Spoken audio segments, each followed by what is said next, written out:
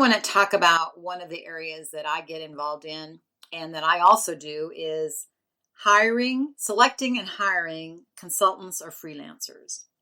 I just did a blog post, and you can go to my website, which is onpointthinking.com. And I posted a blog just this week, a blog post that's called 11 Best Practices for Selecting and Hiring a Consultant or Freelancer.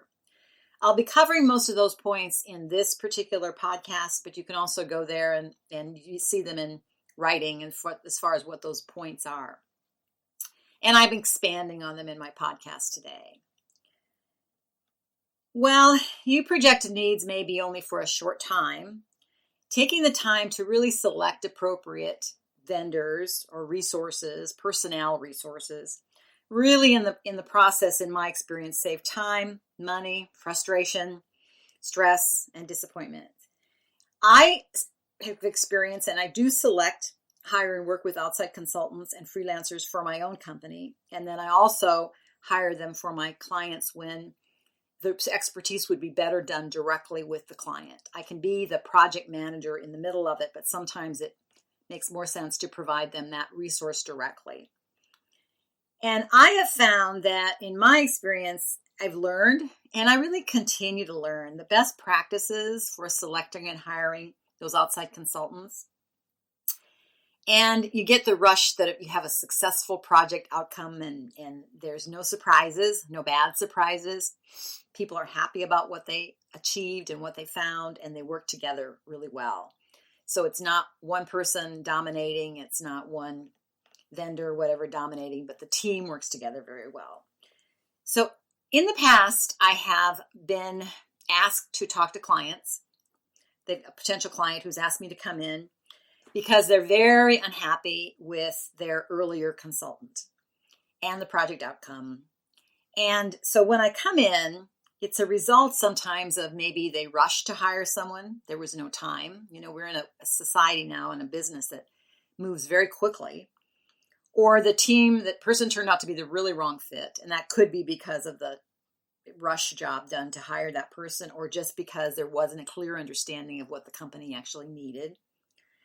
The outside vendor promised too much. Maybe they couldn't even achieve it, could never achieve it, or they made a commitment they couldn't achieve. There were surprise added costs.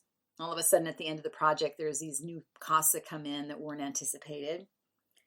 And when that happens to a potential client and they call me in, it's starting from scratch, basically. Sometimes it's helpful and you can redo the project. You can take the project or whatever was started and change course.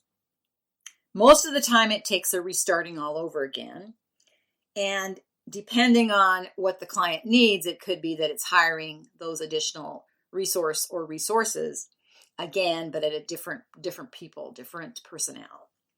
But this actually almost always does lead actually to increased costs and also time. So you want to start at the beginning with a better foundation for selecting your outside consultants or vendors or gig workers or freelancers. And when I talk about this gig economy, it has to do with people that are brought in on a short-term basis. They might be brought in for just one project.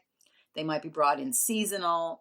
There might be a reason that the company needs someone right now with this expertise and they don't have it in-house.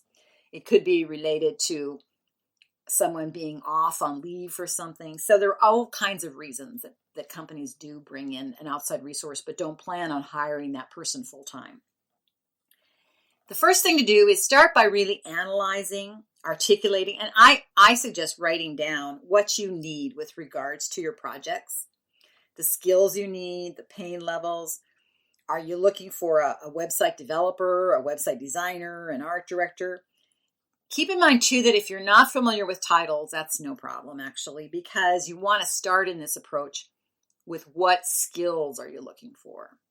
So you might be looking to have a new logo done. Well, what skill do you need in that logo? A designer, an illustrator. You want to look at what that means. And you also want to really define what your pain points are. There's a reason you're looking for an outside consultant.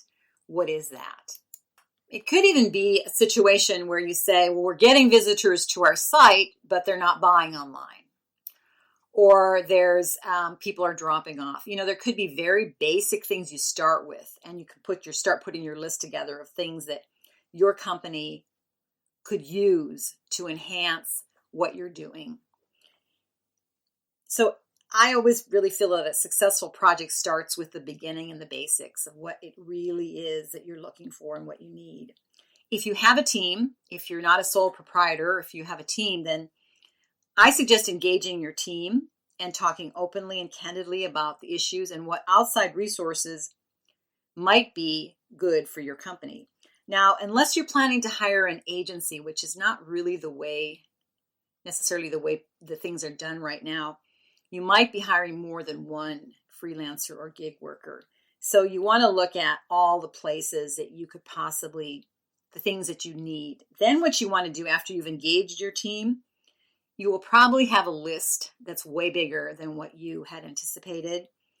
Then that's a time to prioritize the list by what's most valuable and the most profitable to your company. Also, what your budget limitations are. We don't have unlimited budgets. Nobody does. Even very large companies don't have unlimited budgets. And you want to look at your timeline. What do you need to accomplish? Now, hopefully, there's been enough planning ahead, which is what I do with strategies, that you're not rushed. But things change, and we particularly know that marketing changes quickly. And so sometimes there is a rush when you don't even mean to have a rush to get to market or to change something or to do something digital. So keep in mind that your best consultants, if they're too busy, then they're not your best consultants, if they can't do it in your timeline, or if they are too expensive. So we want to look at where that point is, where it fits with what you need. And there's also the timeline with what you need, and there's also the aspect of money. So now that you've defined the project, or at least defined the tasks, you can look at the scope and budget limits. Again, as I said, nobody has unlimited budgets. And a rough schedule. Maybe there's a drop dead date. Maybe it's, you have to have it done by a certain date. So you have to backtrack from that and see what you can do. It might even be you break up those tasks. So it's getting more specific here so that when you do bring someone in, you can be more specific about what you're looking for, and they can be more specific in what they're providing. And then you can see where they meet in the middle.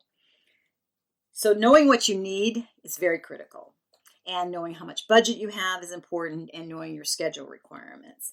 Now, on that same vein, you may have to compromise on the deliverable date. You may find somebody that is really the person you want, and you're going to have to wait for them if they're busy, or work within their timeline, or maybe tasks out some tasks that they might do that someone else could do so that they can do it for you. So it depends, and this all depends on who you need and what you're looking for. And again, keep in mind that when you're talking to consultants, I'm a little bit ahead here, but when you're interviewing or talking to them, you need to listen to what they have to say. Because as being in a company, you might not realize that the timeline for a logo takes time. There's a creative incubation time. It's not just putting it on paper and giving it to you. So listen to what they have to say and take what they have to say. And as long as you're talking to, I usually like to interview 5 to 10 people for a particular task or depends on the project and how involved it is too and what you need to do. But that allows you also to get the perspective of the different sources of what you might and might not be able to do. So because I've done this for quite a while, I generally have a pretty good contact list of people to hire within the marketing or creative area, meaning people like website developers and designers and illustrators and photographers. But when I don't, when a contact list doesn't have that vendor or that person in there, then I go to my trusted personal references and referrals. So I seek out people I trust and appreciate and know that they know what they're doing, and ask them for referrals or references. I use my own observations. I am also one to go do a lot of online searching, and then it also gives me an idea of, will this person fit into this company? Will they not fit? The work that they've done, is it along something that would work on the same timeline or on the same look, maybe similar looks? So you can see a lot from an online search. Organizational groups are another one. There might be a group that you can find that you can go and spend some time at to see who's in that group. Then you really want to narrow down your candidate list, because you could end up getting into this tunnel of many candidates, and you don't want to do that. As I said, I limit mine to 5 to 10. And in our current COVID-19, it's going to be a Zoom meeting or an online meeting, whether you use GoToMeeting or Zoom. I generally do Zoom, but anyway, whatever you choose as your primary interview mechanism, it's going to be online, probably at most likely. With that being the case, you want to make sure you have your technical resources. Maybe you have a technical resource available, or if you're one, then you know basically how to combat things that, bad reception, maybe the internet freezes, all the things that you can run across. If you're interviewing with a team, I generally like to start first with them before you interview anybody, is to make sure your team knows the rules and etiquette of online interviewing. It's a little bit different than conducting meetings. You want to have an agenda, gather all the questions up front that you might get from your team members so you can put it together so that you can put them into categories, and you can also eliminate redundant questions. Use things like hand raising or chat when you're doing the Zoom meetings with your team members so that you're not talking over each other and making the consultant uncomfortable too. And you want to, have a moderator. You might be that moderator who then calls on people and then lets the person being interviewed, talk and allows them enough time to answer the questions. Now, in a one-to-one or even in a setting where you're not necessarily doing Zoom, I used to feel like you could ask a lot of questions. I still think you can on the Zoom meetings, but give them time to answer. Really be cognizant of not talking over each other.